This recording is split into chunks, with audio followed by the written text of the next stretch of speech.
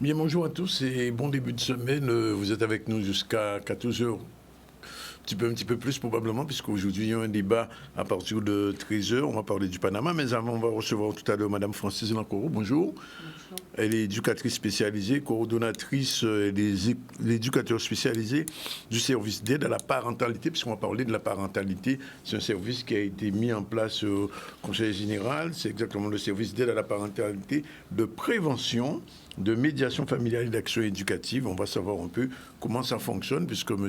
Abel Alexis, le chef de service de l'aide à la parentalité, sera aussi avec nous. Un peu plus tard, à partir de 13h jusqu'à 13h40, on aura un débat en route vers le Panama, puisque Edith Evridis et des gens de la CCIG étaient récemment au Panama. Qu'est-ce qui s'est passé là-bas? Est-ce que c'est un pays qui est ouvert au commerce avec la Guadeloupe ou aux chefs d'entreprise? Mais on le saura. Et puis, on reviendra vers 13h40 avec Manuel Desbarres-Monclar pour parler de Digital for Progress et la chronique sur le tech. Sinon, l'actualité en ce début de semaine, c'est le marché de l'association Regard d'Autistes qui s'est passé ce week-end. Les jeunes autistes, on leur a donné la possibilité de fonctionner. Ben, ça s'est bien passé globalement.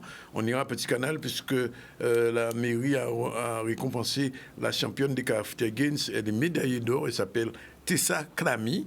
Elle était de retour et son maire a été content de la recevoir.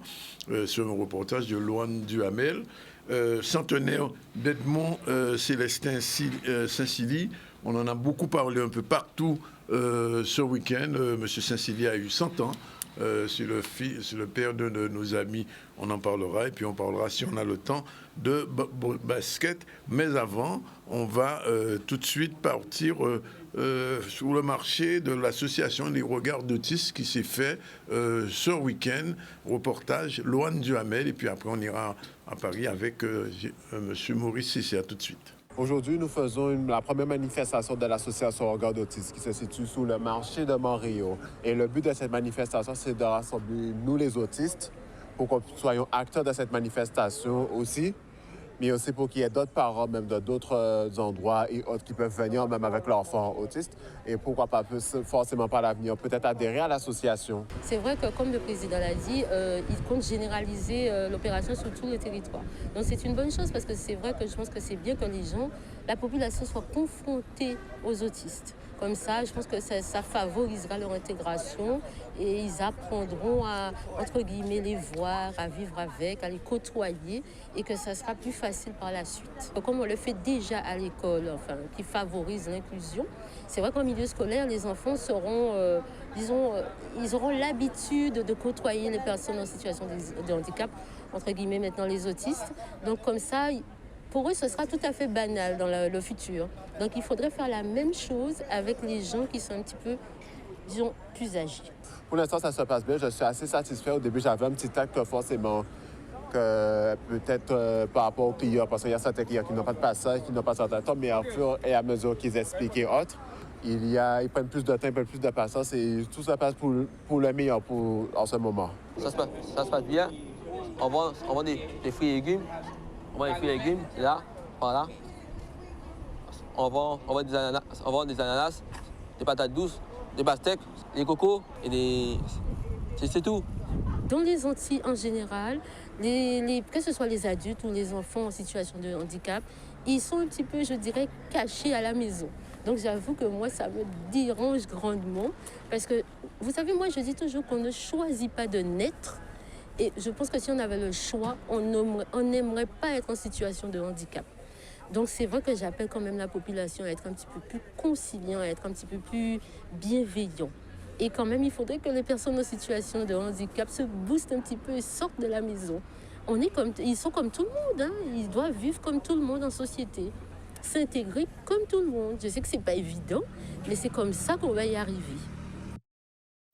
Effectivement, c'est pas évident, mais un autiste, c'est qu'un être vivant et il faut le soutenir chaque fois que c'est possible. Il y en a beaucoup des parents, comme disait la dame tout à l'heure, cachent leurs enfants autistes, mais on voit bien que finalement, ils peuvent fonctionner. La preuve, ce marché, et de plus en plus dans les entreprises, on commence à utiliser, à faire venir des autistes. Bien justement, on va parler du service d'aide à la parentalité, de prévention et de médiation familiale et des actions éducatives, puisque M. Alexis, Abel Alexis est avec nous. Vous êtes chef de service. Comment s'organise ce service? Comment le présenter, ce service d'aide à la parentalité?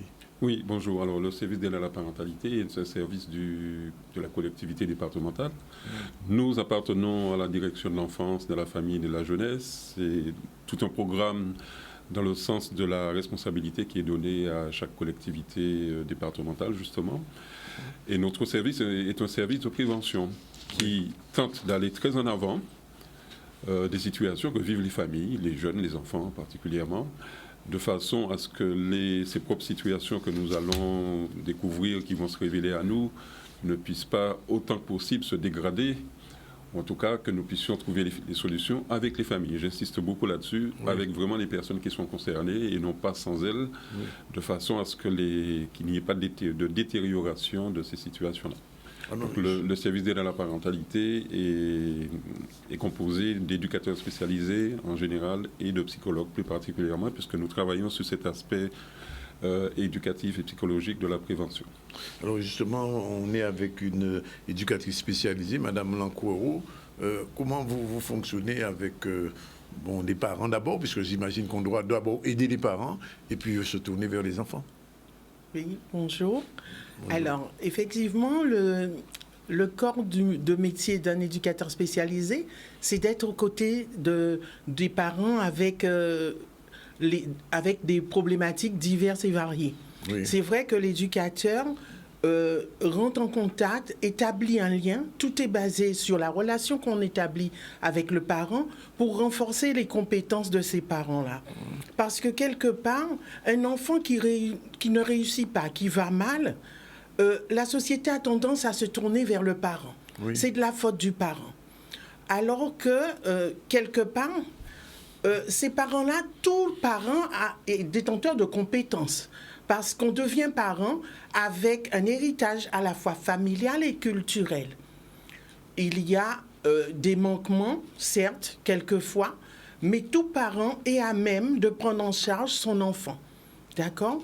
Donc l'éducateur vient pour renforcer les compétences, apporter des aides et des conseils de façon à ce que cet enfant soit un enfant soit peu équilibré et un futur adulte du moins responsable. Mais aucunement, l'éducateur spécialisé ne peut pas remplacer les parents quand même. Oh non, nous ne pouvons pas remplacer les parents.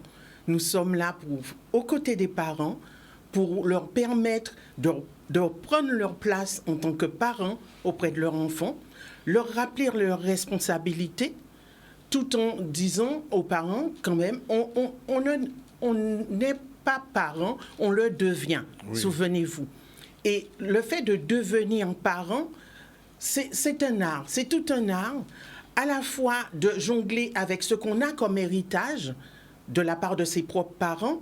Il y a des parents qui disent « Ah non, je ne voudrais pas faire comme mes parents m'ont fait ». Mais en ne voulant pas faire comme les parents ont fait, n'empêche que vous passez une vision du monde à votre enfant qui peut être une vision erronée et qui ne lui permet pas de s'adapter au monde et à la société. Oui. Aimer son enfant, c'est aussi poser des limites, savoir poser des limites, et puis permettre à cet enfant-là d'être frustré quelque part aussi, parce que c'est un apprentissage. Est-ce que, je vais revenir vers M. Alex tout à l'heure, mais je vais vous poser une autre question. Est-ce que vous sentez que ce discours-là, les parents le prennent en compte et commencent à un petit peu changer, j'ai envie de dire, le mode de fonctionnement avec leurs enfants? C'est vrai que quelque part, on parle tellement d'enfants, de parentalité. Oui. C'est un terme vraiment devenu un terme usuel. Hein. Donc, on parle de parentalité. Évidemment, tout parent n'est pas parfait. Oui. D'accord? Et quelque part, je dirais que la société met en lumière le parent, le rôle de parent auprès des enfants, parce qu'on a pris conscience que c'est à partir du parent que tout se joue.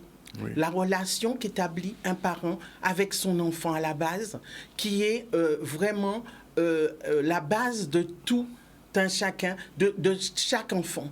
Donc, on essaye de travailler au maximum justement sur ce lien mère-enfant, sur ce lien parent-enfant, parce qu'il ne faut pas oublier le père, la place du père dans la relation, ou la place de la figure paternelle, je dirais, puisque un enfant, il a besoin à la fois de sa mère, mais aussi d'une figure paternelle qui vient rappeler, c'est cette figure-là qui vient poser l'autorité au niveau de l'enfant. Donc, on est sur plus une tendance à se dire, effectivement, le parent a un rôle pivot dans le devenir d'un enfant, mais il n'y a pas que le parent. C'est tout un chacun autour de l'enfant. Il y a une coéducation qui est faite à la fois à l'école, à la fois par les fréquentations. Aussi. Voilà. Alors, monsieur Alexis, le service, il est réparti sur toute la Guadeloupe, tout le territoire. Alors, comment les interventions se font? C'est-à-dire, ce sont les parents qui vous appellent ou c'est le contraire, c'est vous qui allez vers les parents? Alors oui, donc le service est effectivement sur l'ensemble du territoire par petites équipes, donc sur différentes zones qu'occupent nos professionnels. Alors il y a plusieurs entrées effectivement. Soit c'est le parent directement, il connaît le service, ou il appelle le conseil départemental tout simplement, qui est son partenaire direct en ce qui concerne la famille elle-même et le traitement des difficultés familiales. Et on peut le diriger vers le service, notre service, comme d'autres services. Par exemple, vous avez le service de la PMI qui s'occupe des petits, des problèmes de santé particulièrement. On a reçu quelqu'un de la PMI. Voilà, vous avez le service social qui entre en lien pour un certain nombre de questions sur l'environnement de la famille particulièrement. Et puis vous avez aussi des associations qui travaillent avec nous, qui travaillent largement avec la collectivité. Les parents aussi viennent sur place au niveau du service particulièrement. Et puis je rappelle que nos professionnels sont dans différentes zones et ils peuvent être directement saisis par les familles qui connaissent l'école par exemple. Donc plusieurs vecteurs possibles peuvent nous permettre d'entrer en lien avec les familles. Alors là, c'est un regard un petit peu plus global, puisque bon, depuis quelques années, il y a beaucoup de choses qui ont changé dans la société, notamment l'arrivée du portable, de l'Internet, etc., etc. Est-ce que ça influe beaucoup sur la relation parent-enfant et dans le cadre de votre action, puisque vous avez dit que vous avez affaire aussi à des psychologues? Oui, tout à fait. Comment tout ça, j'ai envie de dire, se mixe dans la société aujourd'hui? Alors, ça influe et ça impacte beaucoup la société, les comportements des personnes, des enfants, des jeunes particulièrement. Pour, par exemple, les histoires de portable et d'écran. Oui. Il y a des organismes qui sont spécifiquement centrés dessus parce qu'effectivement, le problème est suffisamment important et grave pour permettre que ces structures portent des réponses et traitent la question avec les familles et les jeunes particulièrement. Vous avez, par exemple, tout un travail qui se fait autour de l'addiction aux écrans particulièrement. C'est bien ça, c'est bien une addiction, voilà. C'est ça. Oui. Donc l'homme, à chaque fois qu'il construit quelque chose pour son mieux-être, forcément, il doit répondre aux inconvénients que ça pose. Alors ce n'est pas une interdiction d'avoir des choses modernes qui nous facilitent la vie, mais Madame Lancoro a rappelé tout à l'heure que le parent est le guide. C'est celui qui fait la transmission des valeurs familiales et sociales aussi. Puisque la société importe au niveau des familles un certain nombre de valeurs et il faut que la famille puisse distiller tout ça aux enfants. Donc c'est tout le travail de parents, de l'adulte en tout cas qui doit devenir adulte. Parce que même à 15 ans, on doit se propulser à être adulte le plus vite possible et être responsable pour pouvoir transmettre des valeurs positives et la capacité de gestion et de responsabilité à ses enfants. Oui, alors, il y a un autre problème qui se pose au niveau de l'éducation, je m'intéresse à l'éducatrice spécialisée. Les enfants à partir de quel âge vous les prenez? Mais il y a encore une deuxième question, c'est la question du décrochage scolaire. Parce qu'il y a beaucoup d'enfants, malheureusement, qui sont en décrochage. Alors, comment vous intervenez à ces moments-là pour essayer de les ramener, j'ai envie de dire, sur le bon rail? Alors, la prise en charge des enfants, il y a des éducateurs de jeunes enfants qui prennent en charge les tranches de 0 à 6 ans. Oui. D'accord. Nous commençons à partir de 7 ans, hein, Ouais. 6 ans, 7 ans, bien que nous ayons quand même, au titre de la parentalité, des prises en charge des enfants plus jeunes. Oui. D'accord. Donc, en ce qui concerne le décrochage scolaire, c'est vrai que nous avons de plus en plus de signalements concernant des jeunes en décrochage scolaire. Comment on les prend en charge? Il faut savoir comment ça se passe au sein de la famille. On essaye de comprendre la dynamique familiale. Cet enfant-là peut être dans sa famille, mais isolé et en relation tout le temps avec l'écran, avec les gens à l'extérieur. On dit le Et- troisième parent. Oui, et pas forcément avec ses propres parents. Oui. Donc, en tant qu'éducateur spécialisé, on est amené à rétablir la communication entre le parent et l'enfant. Que le parent puisse prendre sa place auprès de son enfant et s'interroger justement sur comment ça se passe à l'école. Parce que souvent, quand l'enfant décroche, c'est qu'il n'y a pas de poursuite de ce qui est fait à l'école. Oui. C'est-à-dire qu'un enfant qui rentre et qui dépose son sac et que le parent ne l'interpelle pas sur comment s'est passée la journée, as-tu des leçons, le parent ne s'autorise plus à regarder dans le sac, Oui. puisqu'on trouve que c'est très brimant de regarder dans le sac d'un enfant. Par contre, je trouve que c'est Il faudrait normal, regarder, vous c'est pensez le qu'il rôle. faudrait regarder, vous pensez? Oui, quelque part, un enfant qui a son sac, qui part à l'école, vous ne savez pas. Il revient, vous ne savez pas avec quoi, qu'est-ce qu'il y a dans le sac. Oui.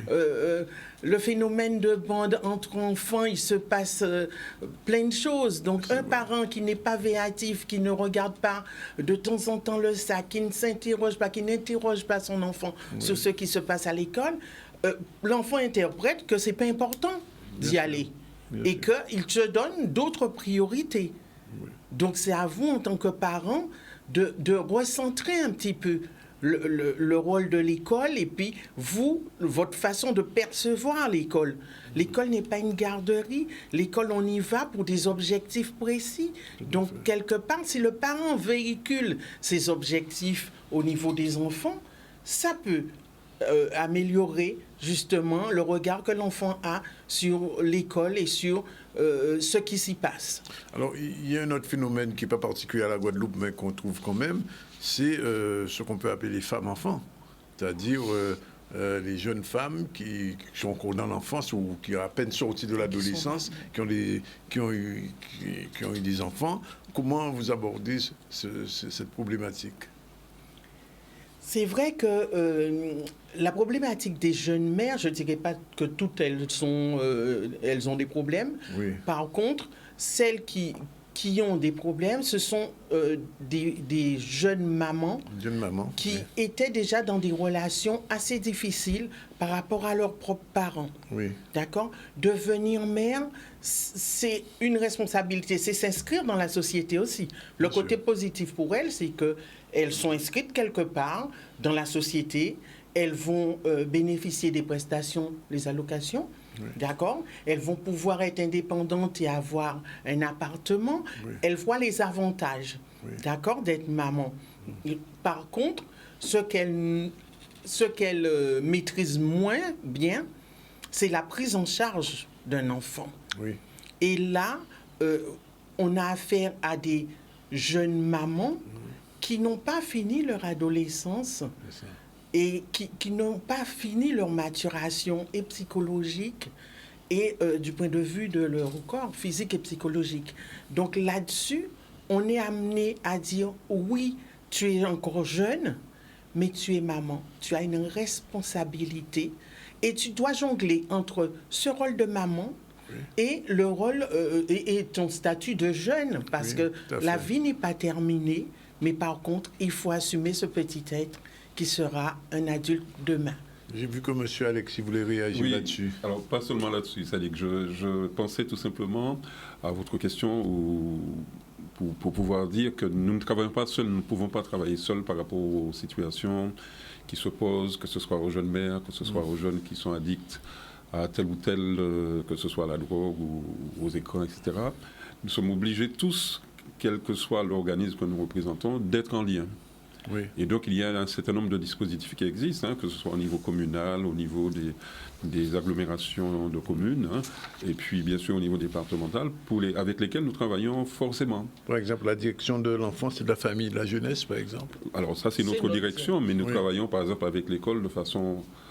j'allais dire, en tant que partenaire, globalement, sur des situations. Vous travaillez avec l'école, vraiment? Oui, tout à fait. Il y a des commissions ou des plateformes, quoi, si vous voulez, où nous discutons des situations de chaque enfant. Quand un enfant pose un problème d'absentéisme, nous y sommes forcément, puisque c'est dans la famille que ça se passe aussi. Que fait la famille? Comment peut-elle réagir ou pas? Et comment l'enfant se comporte à l'école? Quelle est la question de fond qui se pose pour cet enfant-là? Donc, on est obligé d'y être de façon à apporter notre contribution, chacun dans son rayon. Voilà. Donc je pense que c'est très important. Il faut pouvoir faire ces liens entre organismes, entre institutions, de façon à mieux cerner les questions qui se posent. Alors moi, l'entretien va se terminer, mais j'aimerais bien vous demander à tous les deux, à des parents qui nous regardent en ce moment, qu'est-ce que vous avez envie de leur dire par rapport à cette question de la parentalité et de votre service d'aide. Bon, c'est un service d'aide. Bon, on a dit qu'ils peuvent vous contacter. Il y a des numéros de téléphone. J'ai vu le 93 18 50, mais au-delà, quel est j'ai pas envie de dire le conseil, mais quel est l'avis que vous avez envie de donner? Alors moi, en premier lieu, je dirais tout simplement, alors quel que soit l'âge et qu'on devient parent aujourd'hui, que ce soit à 15, 16 ans, 17 ans, ou plus tardivement à 40 ans, c'est de s'exercer à être parent. Alors c'est bizarre, c'est très simple apparemment à dire, mais il faut se mettre dans la configuration d'un adulte parent, qui est théoriquement en mesure de protéger, d'aider, d'élever, de faire grandir un individu qui a sa responsabilité. Oui. Et ça, c'est très important. C'est ce que nous faisons, je dirais, tous les jours, puisque sans qu'il y ait de manifestations très importantes, nous sommes dans le travail quotidien, disons, avec les familles. Et nous permettons aux familles d'intégrer ce premier aspect qui fait qu'elle va prendre ses responsabilités par elle-même. Elle va prendre ses décisions pour sa famille et pour ses enfants en protégeant l'ensemble du groupe des choses qui peuvent être négatives pour la famille. Ça, c'est une première chose. Oui. Ensuite, se donner la capacité de comprendre qui est l'enfant qui est en face de soi. Oui. Tous les enfants ne se ressemblent pas, même s'il y a des principes de base pour pouvoir éduquer, il y a aussi la compréhension de l'enfant qui est en face. En Guadeloupe particulièrement, j'ai l'impression qu'on a effacé l'adolescence. Oui. Et que toutes les manifestations qui se posent, apparemment, c'est des prises de pouvoir contre l'adulte, alors que tout simplement, c'est la réaction de l'adolescent comme partout ailleurs, avec bien sûr une façon d'être, mais il faut quand même comprendre que c'est une période qu'on traverse et s'adapter à cette période-là, qu'on a soi-même vécu d'ailleurs. Oui. Madame Lancourou? Je dirais que j'ai envie de dire aux parents qu'il n'y a pas de méthode type pour être un bon parent. Chaque parent est dépositaire d'un certain nombre de savoir-faire, de savoir-être, qu'il doit s'autoriser à transmettre à son enfant. Qu'il ne soit pas honteux de pouvoir s'adresser à des professionnels pour parfaire ce qu'il passe déjà à son enfant, ce qu'il transmet déjà. Il n'y a pas... être parent, c'est tout un art. C'est à la fois faire avec ce qu'on a comme héritage et ce que la société exige, puisque la société est sans cesse en mouvance et qu'il y a une adaptabilité à avoir. Je veux dire que le parent n'a pas à avoir peur d'être parent et d'assumer ce rôle auprès de son enfant, parce qu'il est la base de l'adulte que l'enfant sera demain. J'espère que les gens qui nous regardent ont entendu. Je rappelle quand même le contact pour la région de Basse-Terre, aussi le 0590, ça s'affiche le 99 79 27. Puis il y a d'autres numéros, mais le siège même, c'est le 93 18 50. 18 50. Et là, vous prenez contact avec les services d'aide à la parentalité, de prévention et de médiation familiale, très important, d'action éducative. Ça permet quand même de tenir la route avec les enfants, avec les parents. Je sais que ce n'est pas toujours évident, parce qu'on voit beaucoup de choses qui se passent en ce moment. Et quelquefois, c'est parce que les parents, il faut le dire, ont raté quelque chose et avec les enfants, ce n'est pas toujours évident. tout cas, merci d'être venu dire tout ça. Merci Et à puis, vous. on continuera, bien sûr, à recevoir des gens du conseil départemental. L'autre fois, c'était la PMI, cette fois-ci, c'est la parentalité, c'est très important. Et comme vous le disiez au début, les questions de la parentalité sont devenues très, très importantes. Aujourd'hui, on en parle tous les jours, tout le temps. Parce que c'est devenu pratiquement, j'ai envie de dire, ça c'est pas banalisé, mais c'est devenu très important parce que ce service-là n'existait pas il y a peut-être quelques années et on en avait bien besoin. Voilà, il est 13h02. Avant de partir pour la pause, on va prendre le chemin de Petit Canal. La récompense de la championne des Carafita Games. Elle a été médaillée, elle s'appelait Tessa Klami et c'était le maire a décidé de la recevoir puisqu'elle a reçu une médaille d'or au Carafita Games qui se sont déroulés. Loane Duhamel, notre reporter, était sur place. Il faut savoir qu'aujourd'hui, on vient de vivre un grand moment, un moment d'émotion, de fierté aussi, parce que pour la première fois, nous avons un jeune du territoire, surtout qui est inscrite dans un club de Petit Canal, qui a remporté la médaille d'or au Carafita Games. Et c'est une fierté, bien sûr, pour la Guadeloupe, une fierté pour le Nord-Grande-Terre, mais encore une plus grande fierté pour Petit Canal, surtout qu'il y a, je dirais, à peu près 9 ans, c'est une discipline qui n'existait pas sur le territoire. À notre arrivée, on avait promis à la population de diversifier un petit peu les activités pour éviter que ce soit que le foot qui soit pratiqué sur le territoire de Petit Canal. Et là, c'est une mission réussite. 9 ans après, on a une médaille d'or. Je dirais, entre ces 9 ans, on a eu aussi de belles performances de nos jeunes. On a un jeune qui se trouve au pôle du CREPS et je suis persuadé que Tessa Klami fera partie l'année prochaine aussi, je l'espère, de ces jeunes qui peuvent allier sport-études et pouvoir, je dirais, pratiquer leur discipline et performer. Au-delà de la victoire, c'est beaucoup de fierté quand même. C'est un résultat qui est inédit quand même pour la communauté du Nord-Grande-Terre. En particulier pour nous, petit club, moins de 10 ans d'existence. C'est vrai que le travail, on dit souvent que le travail paye. Elle a démontré qu'avec force et ténacité, on peut arriver à ce genre de résultats. Ça encourage un petit peu pour la suite pour ses coéquipiers qui vont se mettre dans cette dynamique. Très heureuse, j'étais fière de moi parce que j'ai vu que tout ce que j'ai fait a payé. C'est vrai que nous sommes dans une dynamique où on souhaite participer au plus grand nombre de compétitions, que ce soit en local ou hors du département. La prochaine échéance pour nos jeunes, c'est les Points d'Or. Ça correspond un petit peu au championnat de France minime, qui auront lieu, je crois, le 8 et 9 juillet à Toulon. Donc on est dans cette dynamique de préparer nos jeunes pour pouvoir participer à cette compétition. Il y a eu des tours de sélection. J'ai été qualifiée dès le premier tour. Et j'ai fait les minima. Fallait faire des minima pour être sélectionnée et je les ai fait. Je pense qu'il faut d'abord savoir aimer pour pouvoir performer. Pensez que vous pouvez réaliser ce rêve. Donnez-vous les moyens. Vous avez vos familles, vous avez des personnes, vous avez vos coachs, les éducateurs. Ils sont là pour vous. C'est un projet à tripartite. Vous, vos familles et la structure qui vous accompagne. Vous avez cette compétence en vous. Il faut juste y croire. Donnez-vous les moyens. Voilà, une belle réception organisée par le maire de Petit Canal. On prend la pause cette fois-ci, puis on se revient tout à l'heure. On revient tout à l'heure, on va parler du Panama. Vous connaissez la chanson Panama moins tombé. Je ne sais pas si on va trouver ça sur la vidéo. Si Jordan trouve la chanson, on va l'écouter un petit moment. Mais on va recevoir plusieurs personnes, dont Mme Edith Evrilus, Mme Christina Mugerin et M. Raymond Bordi, les gérants de la CRL Croptronique.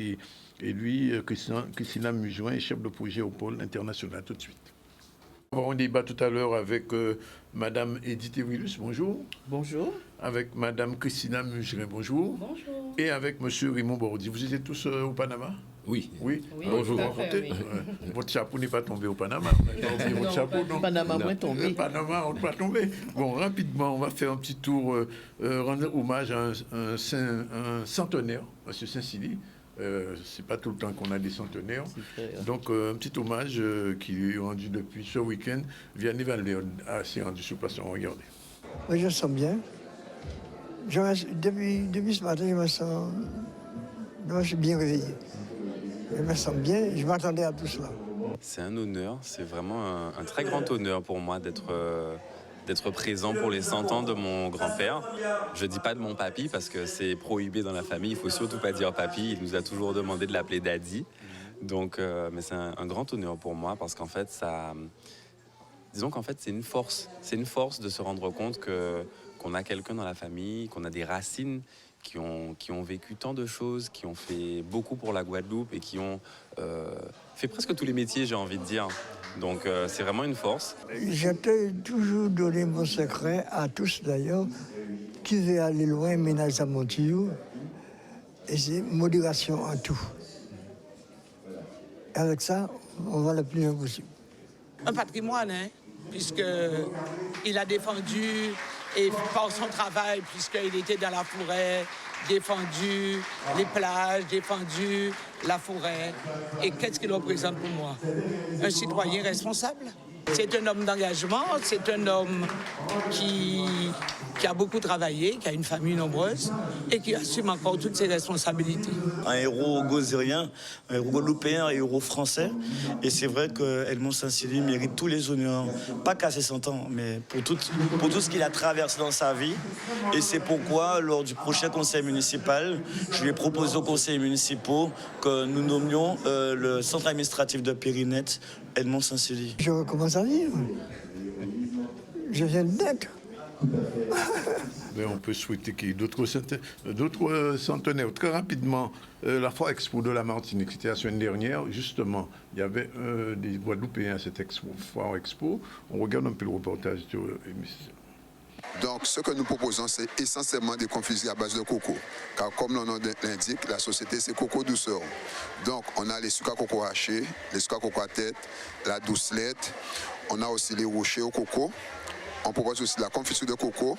Et à côté du coco, pour agrémenter, nous proposons aussi des nougats coco, des nougats cacahuètes, excusez-moi, des nougats cajou, la confiture de surelle, les gâteaux traditionnels de Marie-Galante, les bonbons sirop et aussi les gâteaux cacabeuf.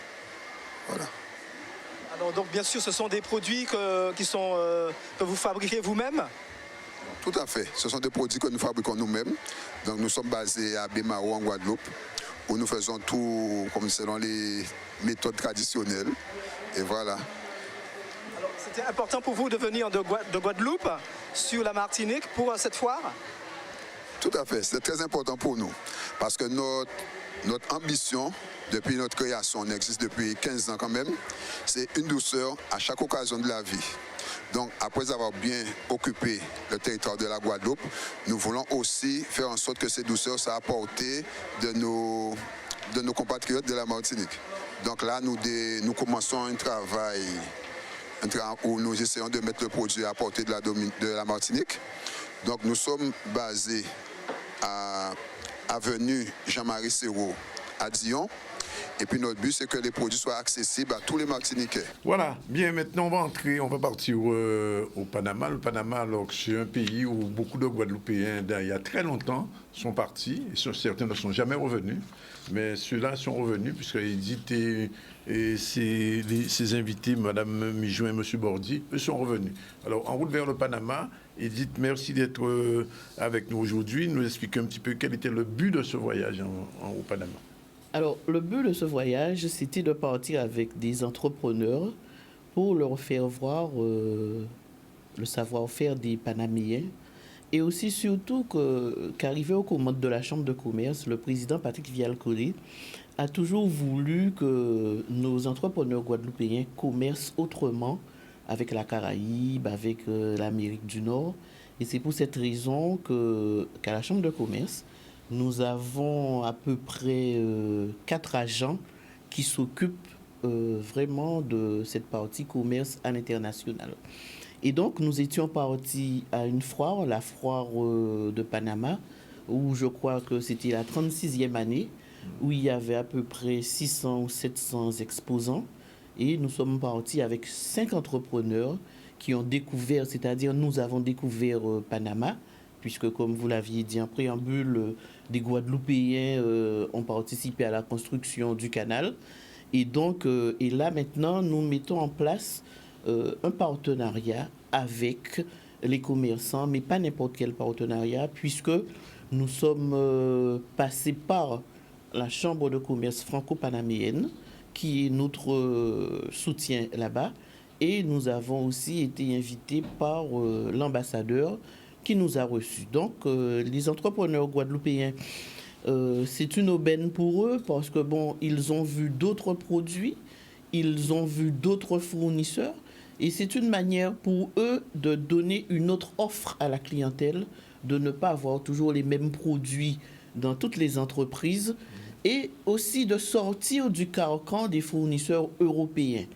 Et donc, avec les fournisseurs, avec les entrepreneurs, ils ont trouvé des fournisseurs, ils ont passé leurs commandes, il y en a qui ont reçu déjà leurs commandes, et cela s'est très bien passé. Donc, ce sont des actions que nous allons renouveler, puisque l'an dernier, nous étions partis à Santo Domingo, où le thème du voyage, c'était uniquement axé vers les prêt-à-porter. Donc, on était parti avec 5 entreprises dans le prêt-à-porter. Et là, nous sommes partis avec des entreprises dans l'agroalimentaire et dans les autres secteurs d'activité. Et là où nous sommes contents, c'est que nous avons une très belle... la Chambre de commerce franco-panaméenne a organisé notre séjour sur place. Et donc, c'est vrai que nous disons que la langue, l'espagnol, ne doit pas être un frein pour nos chefs d'entreprise. Et c'est pour cette raison qu'ils ont mis à disposition des traducteurs. Donc, on a été très bien accueillis. Et là où nous sommes contents, c'est que les chefs d'entreprise, quand même, ils ont trouvé des fournisseurs, d'autres ont trouvé des financiers. Et donc, ça s'est très bien passé. Et c'est pour cette raison qu'on a décidé de faire savoir à la Guadeloupe toute entière, puisque nous avons 38 000 ressortissants dans notre fichier. On a décidé de faire savoir à la Guadeloupe, aux entrepreneurs, même de la Martinique aussi, pourquoi pas, voilà ce que la Chambre de commerce organise sur la Caraïbe. Nous avons 4 agents qui sont justement, qui s'occupent uniquement de cela. Et donc, voilà, donc c'est un appel que je lance à tous les entrepreneurs de se rapprocher de la Chambre. Et s'ils veulent commercer avec d'autres fournisseurs, avoir d'autres contacts, de ne pas hésiter de nous appeler et de venir vers nous. Monsieur Bordy, vous êtes chef gérant d'une SARL, vous étiez du voyage. Comment ça s'est passé pour vous en tant que chef d'entreprise? Alors, c'est une expérience qui m'a apporté beaucoup, que j'ai pu rencontrer dans le salon qui s'est déroulé sur 3 jours, hein, un certain nombre de fournisseurs, avec des contrats que j'ai pu finaliser. J'ai même pu avoir des produits qui m'intéressaient. Ouais. Je suis dans la montre, dans l'électronique, dans le portable et les accessoires autour. Et j'ai déjà reçu mes... Ah bon, déjà? Ah ben oui. Ça va vite. Et ça va vite parce qu'on a voulu que ça aille, enfin, on fait tout pour que ça aille vite. Et ce qui est très intéressant, c'est que les fournisseurs c'est une chance pour nous, mais pour eux aussi. Ils veulent quand même développer leur activité. Oui. Et c'est pour ça qu'ils nous ouvrent les portes grandes ouvertes. Bien. Je vais revenir avec vous tout à l'heure pour poser une question particulière. Madame Michouin, vous êtes chef du pôle international. Chef de projet, pas chef du pôle. Oui, chef de projet du pôle international.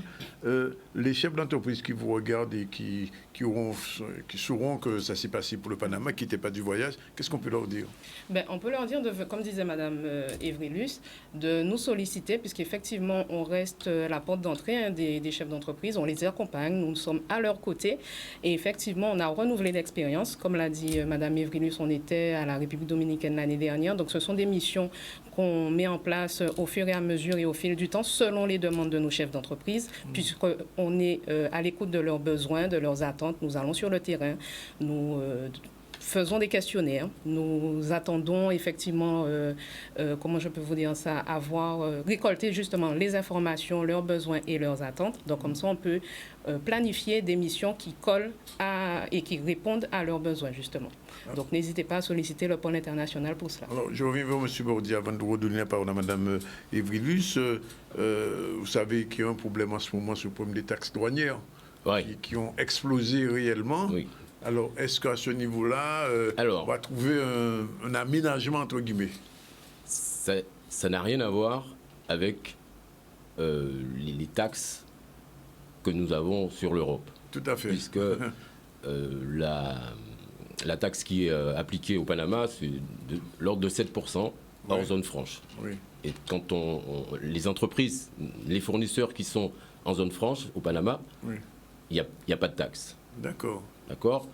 On achète le produit hors taxe et on nous le fait. Enfin, c'est expédié par DHL et on ne paye que l'expédition. Oui. Et arrivant en Guadeloupe, bien entendu, ils appliquent la TVA et l'octroi de mer. D'accord. Mais ça reste quelque chose d'abordable, qui est nettement plus intéressante que commercer avec la France, vous voulez dire que ça n'a rien à voir? Ça n'a rien à voir. C'est un autre monde, on est dans un autre univers. C'est extraordinaire. Mais et c'est important ce que vous dites parce qu'en fait, obligatoirement, un chef d'entreprise qui en a dit oui, mais au Panama, est-ce qu'on ne peut pas payer plus cher? Non.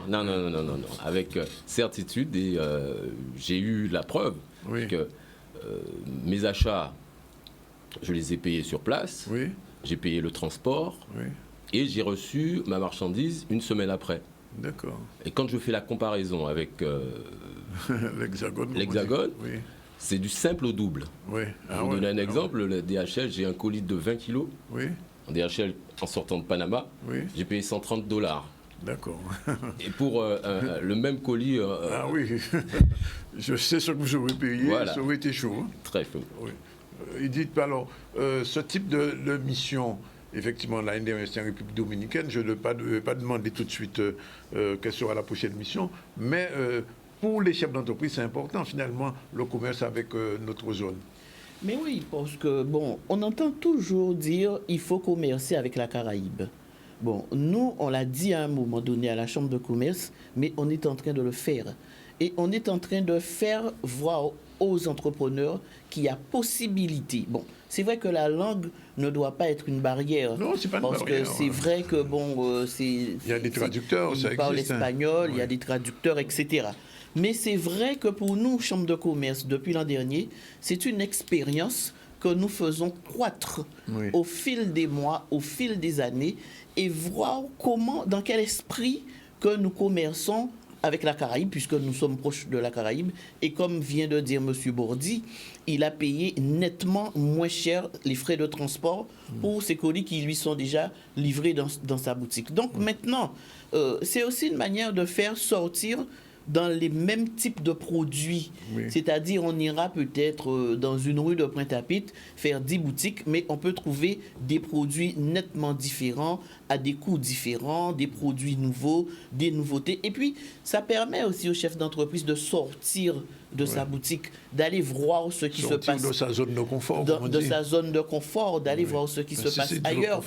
Parce que aussi, c'est ça. Aller discuter avec d'autres personnes, voir quelles sont leurs difficultés, voir comment ils arrivent à réussir, comment ils font. Donc, c'est un voyage, je dirais aussi, c'est un voyage pédagogique. Ce n'est pas uniquement au niveau de l'achat, de la vente et de l'achat. C'est pédagogique parce que ça nous a donné une telle expérience qu'on se dit il faudrait continuer peut-être sur 1 an ou 2 d'aller vers le Panama. D'autant plus, bon, comme je l'ai dit en préambule, nous avons une histoire avec le Panama et trouver des fournisseurs puisque nous avons l'accessibilité avec la Chambre de commerce franco-panaméenne. Donc, pour nous, c'est vraiment une facilité et qui nous permettra de garder ce lien, ce contact que nous avons lié et pour que nous puissions être là-bas. Mais aussi, dans mon discours, j'ai demandé aussi à l'ambassadeur qu'il y ait l'effet inverse. Parce qu'en Guadeloupe, nous avons aussi des produits qu'on peut exporter vers le Panama. Donc, c'est vrai que nous avons nos chefs d'entreprise qui partent aller acheter là-bas. Mais ce qu'on voudrait aussi, c'est qu'il y ait des chefs d'entreprise qui viennent en Guadeloupe, ne serait-ce qu'un voyage d'expérimentation, un voyage en immersion. Mais est-ce que vous avez discuté de ça avec eux? J'ai très bien discuté de cela avec monsieur l'ambassadeur, puisque c'était dans mon discours, que j'aimerais faire avec l'ambassade de Panama, la Chambre de commerce franco-panaméenne et la Chambre de commerce. Il faudrait qu'il y ait 3 acteurs autour de cette action qu'il y ait des entrepreneurs de Panama qui viennent à peu près une semaine en Guadeloupe, les faire découvrir le pays, faire rencontrer d'autres des fabricants. Hein. Bon, j'ai parlé du produit qu'on a en Guadeloupe, du rhum sans le citer, mais il m'a dit, ah oui, mais nous avons du rhum aussi au Panama.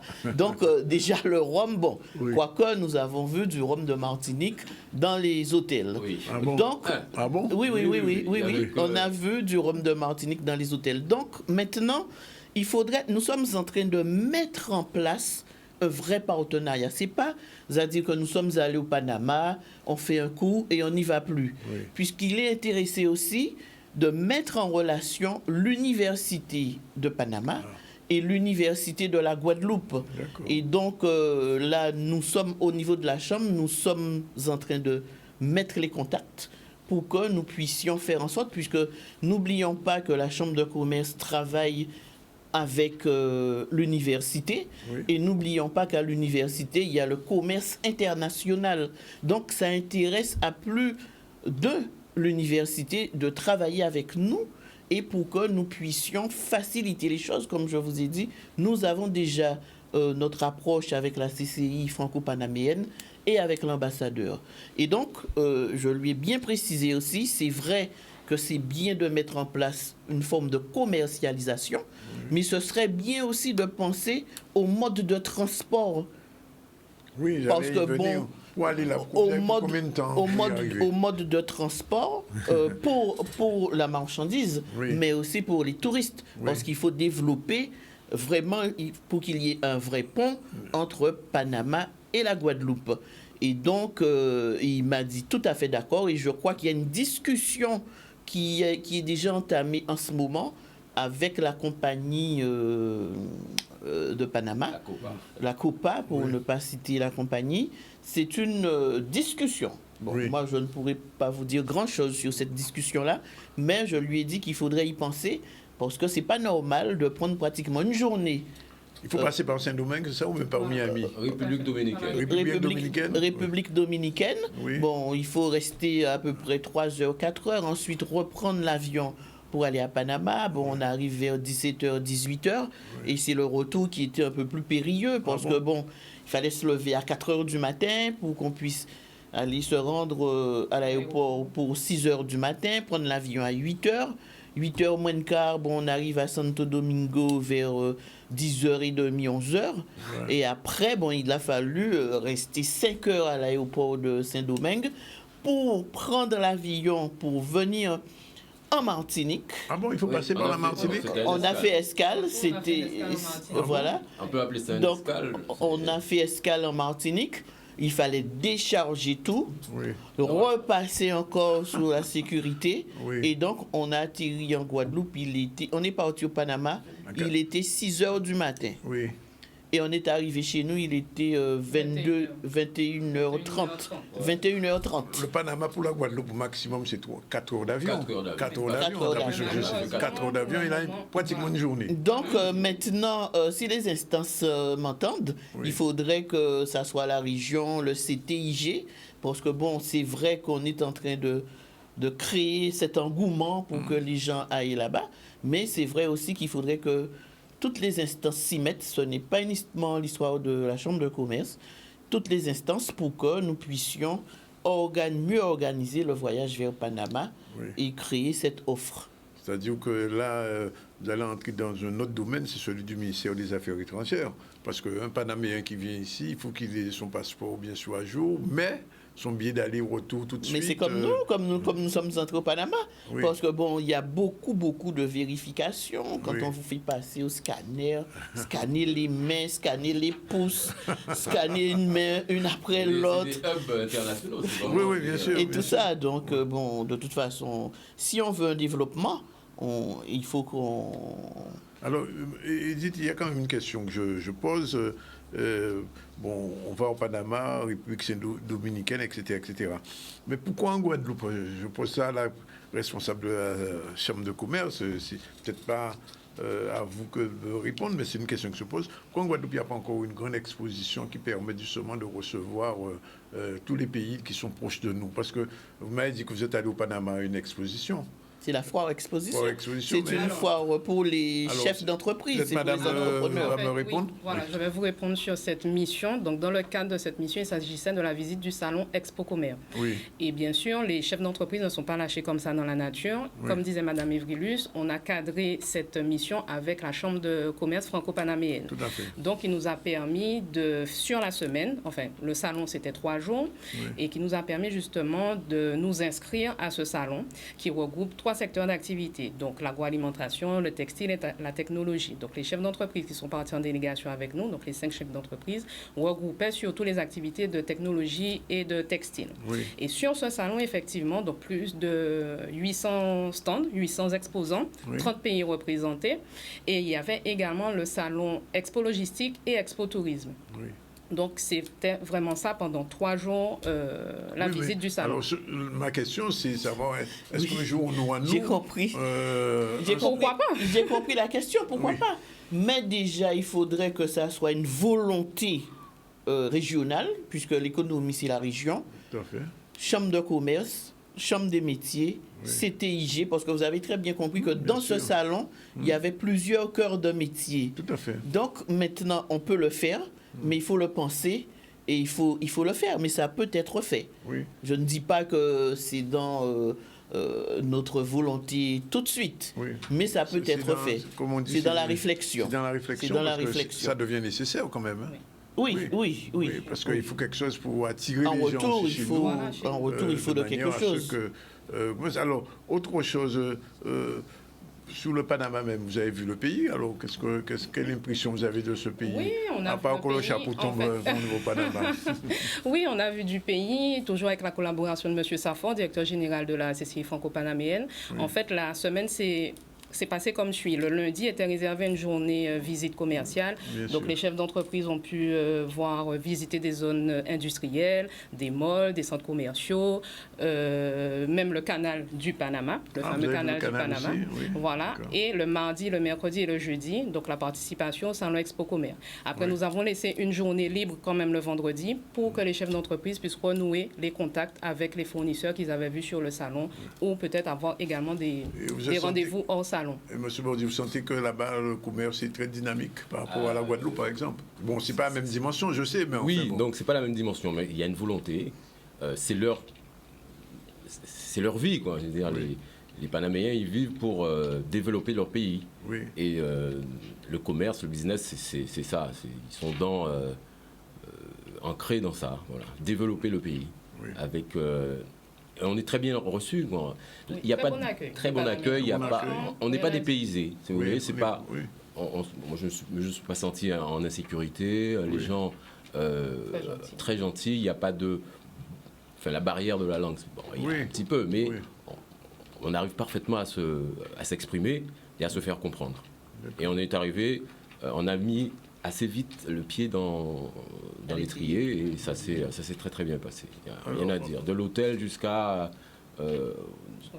salon avec les exposants, parce qu'il y avait plusieurs nationalités, il y avait c'était vraiment le monde réuni ici, dans le salon. Alors, je pose la question touristique, est-ce que c'est un pays à visiter? Ah oui, surtout l'histoire du canal que nous avons eu la chance de voir par un film de 40 minutes. Il y a des Guadeloupéens qui ont travaillé sur le canal et qui sont restés, qui sont même morts là-bas d'ailleurs. Non, c'est justement... il y avait une association autrefois. Il y avait une association, bon, on était très speed, on n'a pas eu le temps de prendre les contacts qu'il fallait. Il dit aussi qu'on était en mission. Oui. Donc on était dans un cadre, donc on n'a pas débordé de ce cadre. Mais il faut dire aussi, c'est là où la vraie volonté de l'ambassadeur, puisqu'il a discuté avec moi, de faire un pont entre l'Université de Panama et l'Université de la Guadeloupe. Parce qu'il dit, et on le sait, il y a des Guadeloupéens qui ont travaillé dans le canal du Panama. Oui. Et ces Guadeloupéens se sont installés là. Ils ont des enfants, ils ont des petits-enfants, ils ont des arrière-petits-enfants. Et ces enfants, ces arrière-petits-enfants n'ont aucun contact avec le pays de leurs ancêtres. Voilà. Ouais. Et donc, il dit, entre autres, ce serait aussi l'occasion, si on arrive à faire qu'il y ait peut-être 15 étudiants panaméens qui viennent 3 mois à l'Université de Guadeloupe ces étudiants-là, si véritablement les parents sont originaires de Guadeloupe, ce serait pour eux l'occasion de commencer des recherches. Et ce serait aussi pour nous, les commerçants qui veulent partir, que ces étudiants-là nous prennent en immersion pour nous former à l'espagnol et vice-versa pour nos étudiants français qui partiraient au Panama. Donc, on a reçu de très bons accueils, de très bonnes idées et je pense que ça prendra puisque, bon, la Chambre a contacté déjà l'université qui était aussi sur le point de partir dans la Caraïbe. Et je pense qu'au moment opportun, on vous en dira plus là-dessus. Ben, ce sera peut-être l'objet d'une deuxième rencontre, tout le retour au Panama, puisque c'est visiblement, ça a bien fonctionné.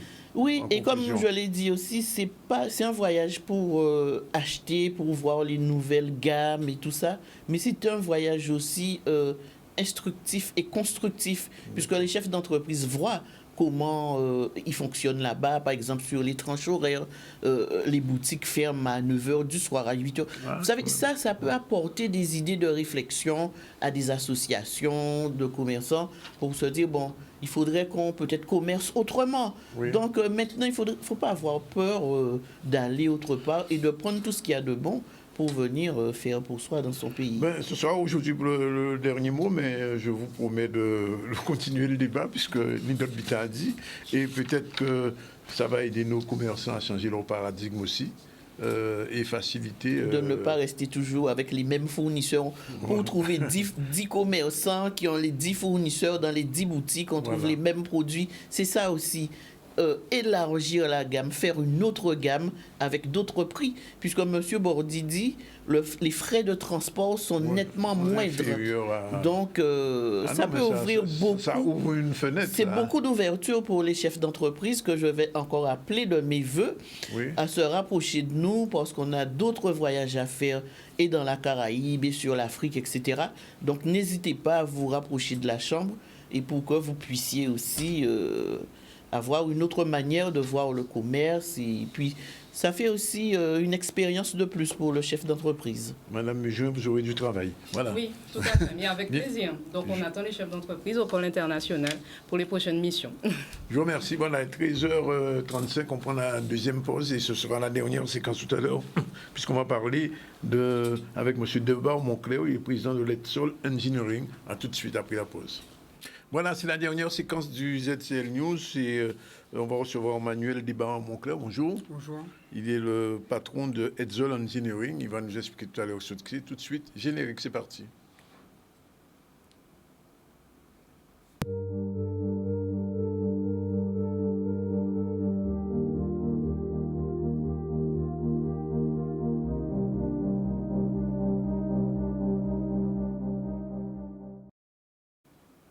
Voilà, alors je disais donc que vous êtes le patron de Edsol Engineering, c'est une entreprise que je ne connais pas, j'avoue, et vous êtes là justement pour présenter, pour en parler un peu. Alors qu'est-ce que c'est exactement? Alors Edsol Engineering a été créé en 2018. Oui.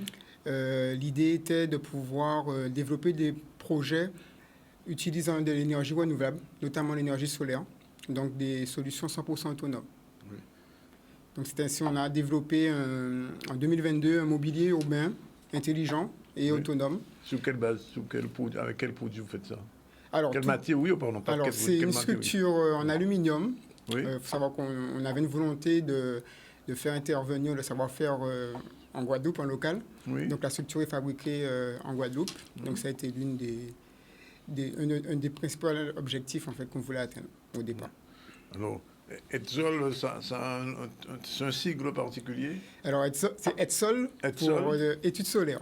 Oui, études solaires. Parce que j'ai travaillé pendant plusieurs années justement sur des projets de centrales photovoltaïques en toiture et au sol. Et voilà. Et donc, ce qu'on voit là, ce sont des meubles créés par Edsol? C'est ça. Oui. Donc, comment ça fonctionne? C'est-à-dire que vous faites le design, toute la production de A à Z? Alors, on est parti vraiment d'une feuille blanche. L'idée, c'était de pouvoir développer un mobilier qui va correspondre en fin de compte au climat tropical qu'on a ici. Donc son objectif, c'est de pouvoir porter un point d'information dans les zones rurales. Donc dessus, on va retrouver des écrans connectés. Donc la partie affichage est gérée à distance. Donc on ne le voit pas sur l'image, mais normalement il y a un panneau solaire qui vient au-dessus, donc qui permet d'alimenter l'ensemble. Donc on est vraiment sur un mobilier sans fil. Oui. Et donc voilà, l'idée c'est de pouvoir communiquer, que les villes ou même les lieux touristiques peuvent communiquer, promouvoir, mettre en avant en fin de compte le patrimoine et les lieux touristiques. Alors est-ce que, puisque vous avez mon sol, est-ce que vous avez le sentiment que le solaire, ça se développe, puisqu'on a du soleil, comme on dit, qu'à gaspiller. Alors, est-ce qu'avec votre entreprise Etsol, vous commencez progressivement à mieux utiliser notre solaire au déploiement, par exemple, des énergies fossiles? Alors, il faut savoir que comme j'ai dit, je travaille pendant plusieurs années sur des projets de grande envergure. Oui. L'idée était de venir réduire, puisque développer par exemple une centrale, c'est énormément de temps, c'est plusieurs années, ça demande énormément de moyens financiers et matériels. Donc l'idée était de pouvoir réduire en fin de compte ces délais, apporter des solutions plus simples, tout en étant technique, mais voilà, réduire en tout cas l'utilisation, la consommation qu'on va en faire pour pouvoir multiplier en fin de compte l'utilisation de l'énergie solaire. Donc justement, l'idée de venir multiplier ce genre d'actions, ce genre de points, en fin de compte, en extérieur, pour, dans notre cas, réduire l'impact du numérique, justement, sur de l'affichage numérique qu'on peut retrouver traditionnellement. Et quel type de mobilier vous proposez aux gens? Alors, pour le moment, c'est uniquement celui-ci, donc vraiment à destination du public. Donc, je travaille principalement avec les collectivités, avec les villes, mais également, on essaie de travailler avec les hôtels, avec avec le parc également. Comment vous appelez ce mobilier? Alors, il n'a pas de nom. Ah bon? On l'appelle le mobilier urbain Etsol, puisque Etsol est une marque déposée aujourd'hui qui regroupe en fin de compte toutes les fonctionnalités. Oui. Et donc, sa particularité, quelle est la particularité de ce mobilier alors? Alors, sa particularité, c'est que, comme je dis, il est intelligent. Donc, derrière, toute la partie, on va dire... la production solaire et l'affichage digital, on va retrouver différents capteurs. Donc, les capteurs vont nous permettre à nous, à distance, de pouvoir contrôler le bon fonctionnement. Parce que ça tourne Non, ça ne tourne pas. Pas encore, peut-être. Oui, ça viendra. Mais en tout cas, voilà. Donc, on a pas mal de données qui sont collectées, donc météorologiques. Donc, ça nous permet déjà d'assurer le bon fonctionnement du mobilier, mais également de pouvoir donner des informations en temps réel sur le climat, puisqu'on connaît, en Guadeloupe, par exemple, on a beaucoup de microclimats. Oui. Donc, on apporte, en fin de compte, de la précision sur les données météo. Et la production de ce mobilier, ça prend du temps et il faut aussi parler du coût. Alors, ça prend du temps. On va dire que le développement a pris du temps. Oui. On sort d'une année de développement. Oui. On était nous étions 3 à travailler dessus. En termes de coût, oui, c'est un coût. Oui. Je peux donner des chiffres Non, on ne va pas entrer dans le détail, mais si vous demandez... Mais alors, j'imagine que c'est le premier mobilier, mais quels vont être les projets à venir? Alors, l'idée qu'on en fait, c'est de pouvoir multiplier son installation sur la Guadeloupe, déjà, apporter ce service nouveau, puisqu'il n'y a pas d'autres solutions de ce type à l'heure actuelle. Donc l'idée, c'est de pouvoir multiplier les points sur le territoire en premier, voir venir tester en fin de compte la solution et voir en fait les répercussions et comment le public en fin de compte l'accueille. En termes de sécurité, pas de problème? Non, puisque ça a été l'une des grosses problématiques, comment garantir la sécurité du mobilier et également des utilisateurs. Oui. Donc non, là, de ce côté-là, on a travaillé pour. Et bon, alors ça c'est un premier mobilier, mais est-ce qu'il y aura d'autres meubles qui vont être créés au fur et à mesure du développement de Etsol? Alors on espère, ça sera en fonction de la demande. Aujourd'hui, la solution, on va dire, intelligente et indépendante du mobilier, c'est-à-dire qu'on peut l'appliquer sur d'autres types de mobilier. Mais oui. Donc pourquoi pas, s'il y a une demande particulière, je pense notamment aux abris de bus par exemple, faire des abris de bus 2.0 connectés. Oui, des abris de bus 2.0 et oui, ça serait intéressant par rapport à l'utilisation de cela. Mais alors, j'ai envie de comprendre quand même quelque chose. Comment vous créez des capteurs, j'imagine, qui récupèrent la chaleur. Mais quand on est dans une période, il pleut beaucoup, comment ça se passe? Alors, est-ce qu'il y a une réserve qui est... Oui, il y a des batteries. Donc, ça permet déjà, puisqu'on sait qu'il suffit d'une période nuageuse, justement, pour être en manque d'énergie, mais on a des batteries pour venir compenser, et notamment pour garantir un fonctionnement de nuit. Donc, il faut savoir qu'il y a une intelligence derrière qui gère, en fin de compte, l'autonomie du mobilier et qui va intervenir pour couper certains consommateurs sur le mobilier pour, justement, protéger la batterie. Oui, et le mobilier est garanti. Oui. Garanti. Alors, on va faire une dernière vision du mobilier.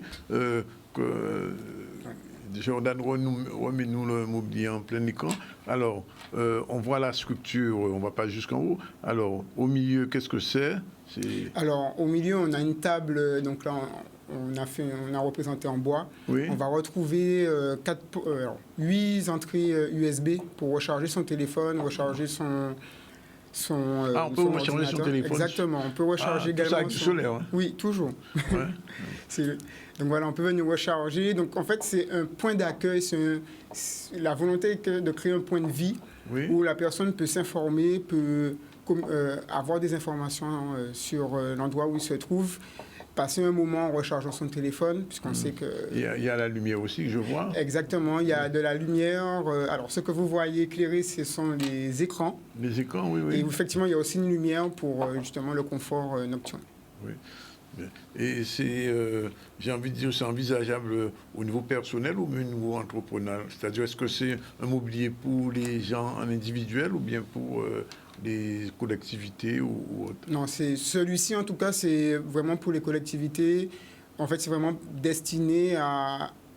L'utilisateur final sera plutôt le public et non pas forcément l'acquéreur. D'accord.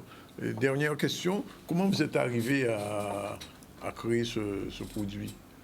Alors, c'est ici de mon parcours professionnel, hein, comme je disais. Donc, c'est un constat que j'ai fait après 6 années.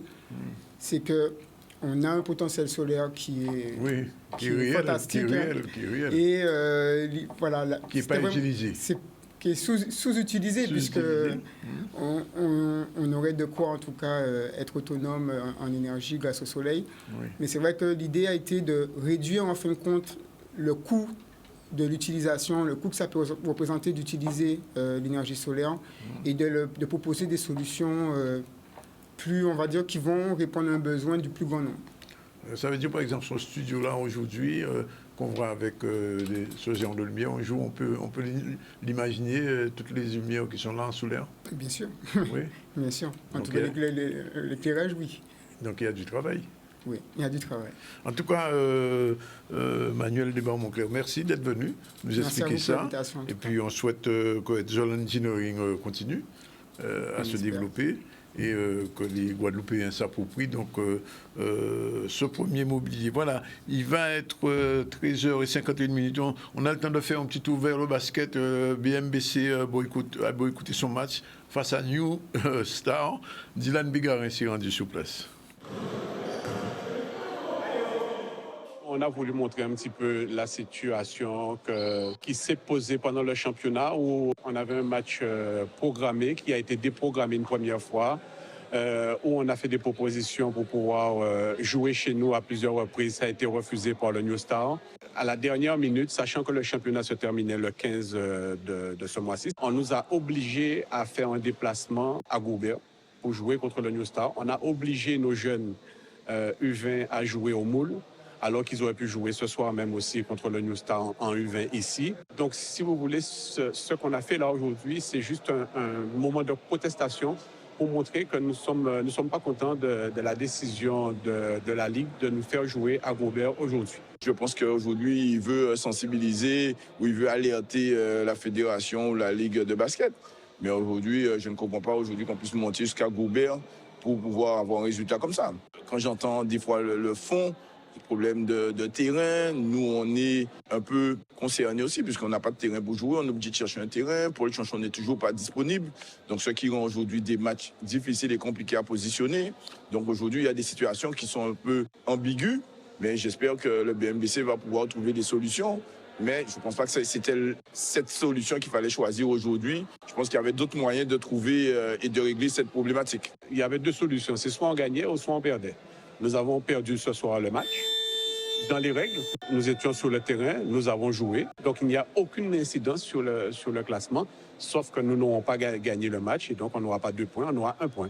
Ah non, mais c'est beaucoup de frustration puisque les joueurs sont là, les gars ils sont dans une dynamique de match, de compétition. On est en phase d'aller voir la phase finale des playoffs. On est en phase de pouvoir faire progresser le basket, mais avec ce genre de situation, on ne peut pas. Mais bon, je pense que la problématique vient du côté de BMBC, c'est celles qui ont fait le choix. Donc après, ils vont assumer les conséquences qui vont avec. C'est un moment de protestation. De temps en temps, il faut savoir faire ce genre de choses pour que le public, pour que le monde du basket, que ce soit en Guadeloupe ou en Antilles-Guyane, la Fédération française de basketball, quel que soit, qu'ils puissent savoir que nous sommes mécontents de notre situation, de ce qui a été produit ce soir. La commission 5-5 a pris des décisions que nous estimons pas être logiques pour nous et inadmissibles pour l'équipe senior et l'équipe U20 du BMBC. C'est une problématique sur laquelle se penchera la Fédération guadeloupéenne de basket. Voilà, il va être 13h54. Je rappelle très rapidement qu'en début du ZCL, on a reçu M. Abel Alexis et Mme Françoise Lancouro pour parler d'une problématique très importante, puisqu'ils sont venus parler du service d'aide à la parentalité, de la prévention de médiation familiale, et ça c'est très important. Et on a beaucoup parlé du décrochage scolaire de jeunes Guadeloupéens. Pendant une vingtaine de minutes, ils se sont expliqués. Ensuite, on a eu ce premier retour vers le Panama, puisque Edith Evrilus, qui est à la Chambre de commerce, la délégation de mission, qui était chef de la délégation mission au Panama, a souhaité qu'on reçoive Raymond Bordy, gérant de la CRL Toptronic, et Christina Mujon, qui est chef de projet du pôle, sur le commerce entre le Panama et la Guadeloupe. Et il y a quelque chose de très important, M. Bordy l'a dit, un colis venant du Panama vers la Guadeloupe coûte 3 fois moins cher pratiquement qu'un colis sortant de France venant en Guadeloupe. Les autant de ça savent que désormais, pour le commerce avec le Panama, c'est plus intéressant parce que les frais douaniers ne sont pas les mêmes dans ce pays-là que ceux qui sont appliqués ici. Puis on a terminé avec Manuel Desbarres-Moncler qui nous a présenté quelque chose de particulier qu'il a inventé avec son entreprise Edsol Engineering à partir du solaire, et ça montre que les jeunes Guadeloupéens ont beaucoup d'idées, et comme il le dit, nous avons du soleil, nous ne savons pas quoi faire éveiller, mais lui il a trouvé une solution en créant ce mobilier urbain qu'on a vu. En termes de communication informative, on a parlé de l'association Regard d'autistes qui était au marché de Montréal ce week-end, permettre aux jeunes autistes en difficulté de pouvoir s'exprimer, de sortir justement des maisons et de venir sur place participer à un marché. C'était très important. Cette opération. Nous sommes allés à Petit Canal où le maire a décidé de recevoir la championne Tessa Klami qui est revenue avec une médaille d'or à Petit Canal. C'est la première fois que ça arrive et le maire était particulièrement content. On a célébré le centenaire d'Edmond Célestin Saint-Silly, c'est le père de Richard Saint-Silly que tout le monde connaît. Il a été reçu à la résidence départementale pour son centenaire. C'est un patron, on veut dire un vieux patron de l'écologie, qui a beaucoup fait pour l'écologie, l'écosystème guadeloupéen. Et nous sommes allés aussi à Martinique, pour la Foire Expo de Martinique, et on a terminé avec le basket. Voilà, c'est fini pour aujourd'hui. On se retrouve demain pour une nouvelle édition du ZCL à partir de 12h30. Merci d'être avec nous aussi nombreux tous les jours. Ciao, bye bye.